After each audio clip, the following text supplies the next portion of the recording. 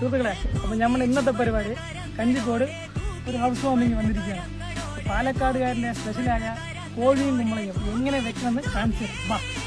ബാ, ഇതാണ് നമ്മുടെ കുമ്പളങ്ങ കട്ട് ചെയ്ത് കാണിച്ചത്. ബാ